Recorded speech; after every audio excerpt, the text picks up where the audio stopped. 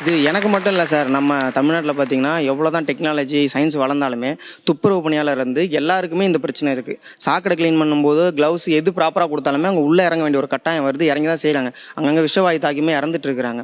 எங்கள் ஊரில் கூட ரீசெண்டாக பொறுத்த விஷவாயு தாக்கி இறங்கினாங்க. நம்ம கவர்மெண்ட் இதுக்கு ப்ராப்பராக ஏதோ ஒன்று பண்ணால் எங்களை மாதிரி பொழப்புக்காக போய் அதில் குடும்பமே வீணாக போகாமல் இதில் நிறைய காப்பாற்றலாம் சார்.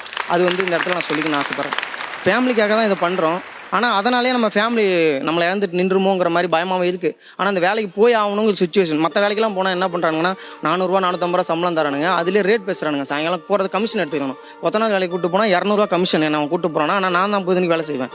அதில் 100 எடுத்துக்கலாம். அந்த மாதிரிலாம் நடந்துட்டு இருக்குது சார். அதனால தான் நான் இந்த மாதிரி போனால் நமக்கு கையிலே பணம் கிடைக்குது, நம்ம இப்படியே போயிடுவோம், என்னன்னா பார்த்துக்கலாம் அப்படின்னு சொல்லி இந்த மாதிரி வேலைக்கு போயிட்டு நம்ம ஏதோ பண்ணி நம்ம புள்ள கொண்டு நல்லா வச்சு வாழ்ந்து காட்டணும். இவங்க ஃபேமிலியிலுமே இவங்க கூட போனால் நல்லா இருக்க மாட்டான்னு நினச்சிருக்காங்க.